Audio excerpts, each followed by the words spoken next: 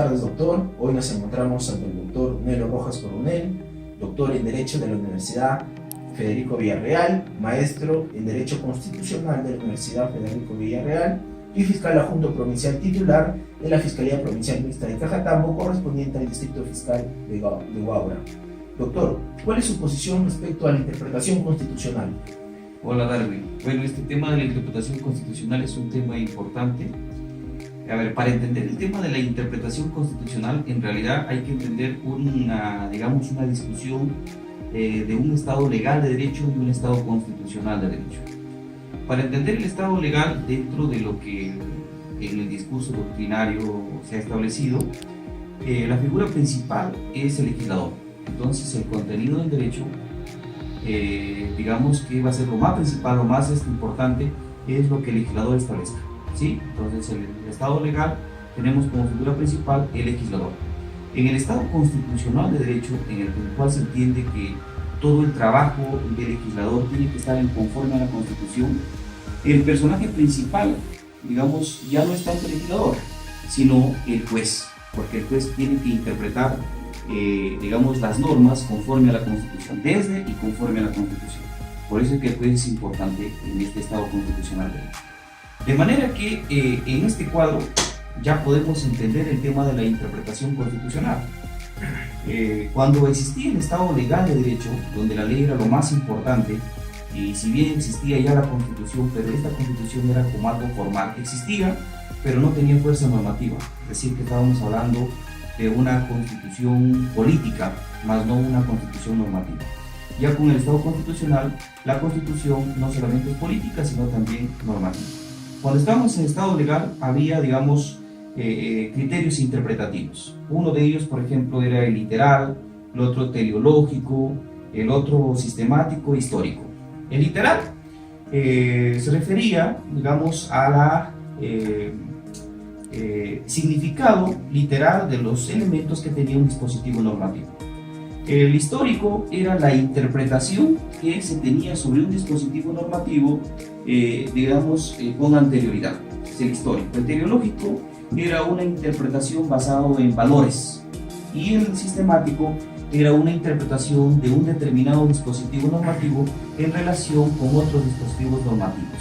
Bueno, eso eran, en líneas generales, los métodos interpretativos o los principios interpretativos en un Estado legal de derecho. Sin embargo, en un Estado constitucional de derecho esto tendría que cambiar, porque no es suficiente estos métodos interpretativos, toda vez que aquí entra a batallar un control constitucional, es decir, conforme a la Constitución y desde la Constitución. De manera pues que existían otros principios. El Tribunal Constitucional, en una sentencia en el año 2005, en la sentencia 58-54, Pedro Andrés Lizana Puelles, estableció cuáles eran estos principios de interpretación constitucional. Uno de ellos era el principio de la unidad de la Constitución, es decir, entenderlo a la Constitución como un todo armónico, que sus disposiciones en cada parte de la Constitución no estaban aisladas, sino que se tenía que interpretar de forma armónica. Digamos que si es que se quiere entender, es un método sistemático, si es que lo vemos entre comillas en un Estado legal, ¿no? Pero en este caso es de la Constitución, que cada dispositivo normativo de la Constitución se puede interpretar de forma unánime, o sea, en una unidad constitucional.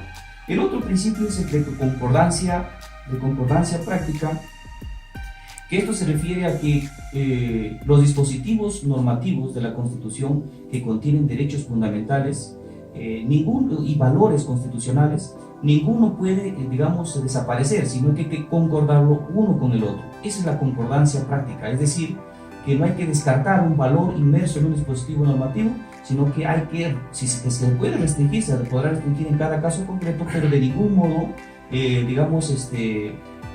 desaparecer este valor o este derecho fundamental contenido en los dispositivos normativos. Después también estableció otro principio hermenéutico o principio de interpretación constitucional, que es el de corrección funcional. ¿A qué se refiere? Más que hablar de división de poderes, que ese término se desarrolló en un Estado legal de derecho, lo que se habla hoy en día es la división de funciones, y cada uno de los poderes tiene sus funciones, ¿no? Entonces, cada uno tiene sus funciones, la Constitución lo establece, y hay que interpretarlo según las funciones que cada uno desarrolla. En el caso concreto, el Tribunal Constitucional, por ejemplo, su función es realizar un control constitucional. Esto es también el control de las actuaciones de los demás poderes.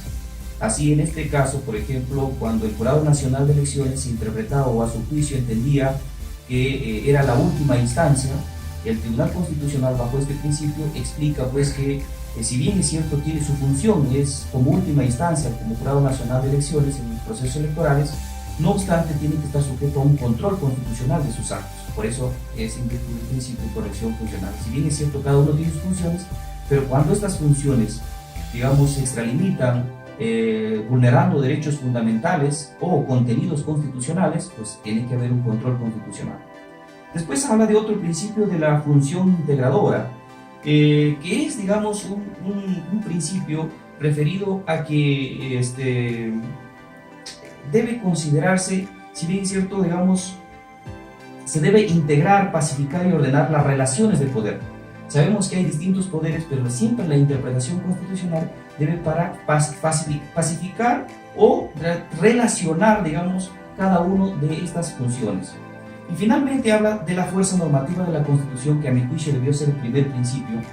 Es lo que estábamos explicando, que la Constitución no es una carta política, es decir, un deseo de un Estado, sino va más allá que un deseo, se convierte en una fuerza normativa y que resulta aplicable incluso directamente a los casos concretos. Antiguamente la Constitución no se aplicaba directamente a los casos. Hoy en día todos los dispositivos, por más generales que sean, se aplican a casos concretos, y es por eso que se habla de un control constitucional en virtud de la Constitución. A esto quiero sumarle el tema convencional. El tema convencional que conforme al diseño de la Constitución o del Constituyente del 93, la convención que está referido, no solamente la Convención sobre Derechos Humanos, sino cualquier tratado sobre derechos humanos forman parte de la Constitución. De tal manera que la Constitución no solamente, el contenido de la Constitución no solamente lo prescrito por el Constituyente en la misma Constitución, sino también en todos los tratados internacionales sobre derechos humanos en donde el Perú es parte, también forma parte de la Constitución. Y el control constitucional se realiza en virtud entonces del contenido que tenemos en la Constitución y además del contenido de los tratados sobre derechos humanos. Y no solamente me refiero al contenido dispositivo, o sea, a las disposiciones, sino también a las interpretaciones que realiza el Tribunal Constitucional y otros organismos internacionales, en nuestro caso, por ejemplo, la Corte Interamericana sobre Derechos Humanos, para realizar el control constitucional. Entonces, lo que te puedo decir de la interpretación constitucional, hay que entender en primer término, entender este tema del Estado legal al Estado constitucional, que digamos que el Estado legal no es suficiente, que ya no se explique el derecho en función a un Estado legal, sino en función a un Estado constitucional. Para poder entender estos nuevos criterios interpretativos o principios interpretativos, que lo llaman hoy en día los principios de interpretación constitucional. Perfecto, doctor. ¿Y cuál sería su posición respecto a la indeterminación constitucional? A ver, el tema de la indeterminación constitucional, para poder entenderlo, para poder comprenderlo, hay que hablar primero de una indeterminación de derecho. ¿A qué se refiere la indeterminación? ¿Por qué la indeterminación de derecho? También esto tiene que ver con el Estado legal y el Estado constitucional. En un Estado legal, digamos, en la doctrina se habla de un positivismo jurídico, donde se creía que con la dación de leyes se podía, el derecho era completo y el derecho estaba determinado, o sea, plenamente determinado, y que el juzgador o el juez solamente tenía que aplicar el derecho, ¿sí? Esta forma de entender ha cambiado porque en la realidad, aun cuando la ley sea específico, siempre va a haber un margen de indeterminación. La indeterminación puede ser y más aún cuando ya estamos frente a un Estado constitucional en donde las constituciones, en las convenciones se establecen pues de manera general principios, valores, etcétera, incluso normas o dispositivos normativos, digamos, de manera general. Aún más todavía es la indeterminación del derecho, aún más en la práctica, aún cuando la ley se establezca supuesto hecho y consecuencia jurídica, siempre va a haber indeterminación del derecho. Entonces, en un Estado legal lo que se quería era que el derecho ya esté determinado y que el juez aplique la ley. Pero en un Estado constitucional y convencional del derecho, si es que así lo podemos llamar, el derecho no está determinado. el derecho está por determinarse, y para poder determinarse tenemos que ver el contenido del derecho y también la interpretación del derecho. El contenido del derecho, ¿qué entendemos el contenido del derecho? Eso también depende de la visión que tengamos o del concepto que tengamos de derecho. Si nosotros tenemos un concepto positivista, vamos a decir que el derecho es simplemente la ley, los dispositivos normativos. Aunque hay un tipo de positivismo incluyente donde también dicen las interpretaciones que los juzgadores hacen. Pero en un Estado constitucional el contenido va más allá y no está determinado, no es una cuestión cerrada, como en un Estado legal sí lo es. En un Estado constitucional hay contenidos del derecho que, digamos, que no están reconocidos. Vale decir, pues en un Estado constitucional hay diferentes contenidos, por ejemplo la Constitución, la interpretación de la Constitución, tenemos la costumbre, la doctrina y diferentes, digamos, contenidos del derecho. Aparte del contenido del derecho que en cada constitución se diseña, por ejemplo, esta constitución está diseñada, pues, por ejemplo, contenidos del derecho, primero la constitución, luego la ley, la jurisprudencia, la doctrina, incluso contratos, ¿no es cierto? Eso es, digamos, el contenido del derecho, pero que no es una cuestión cerrada, sino puede haber otros contenidos. Por ejemplo, en el caso de los derechos fundamentales, ¿cuál es el contenido de los derechos fundamentales? En el artículo 1 dice que es, digamos que es el fin supremo del principio de dignidad humana. Pero en el artículo 2, en virtud del principio de dignidad humana, se enumera gran parte de derechos. En el artículo 3, se deja abierta la posibilidad del reconocimiento de otros derechos fundamentales que se funden en la dignidad y en otros principios constitucionales. Entonces, de tal manera que se deja abierta la posibilidad de reconocimiento de otros contenidos como derechos fundamentales. Y aparte del contenido del derecho tenemos a la interpretación, porque un tema es el contenido del derecho y otro tema es la interpretación, que vale decir el trabajo de los jueces en su vida diaria, en su día a día van interpretando estos dispositivos, este contenido del derecho, y también se convierte en contenido del derecho a su vez, como por ejemplo tenemos los precedentes vinculantes o los acuerdos plenarios que también forman parte del contenido del derecho. Pero este sigue siendo indeterminado. De tal manera que la indeterminación del derecho es una característica del derecho, ya sea por su contenido o ya sea por su interpretación.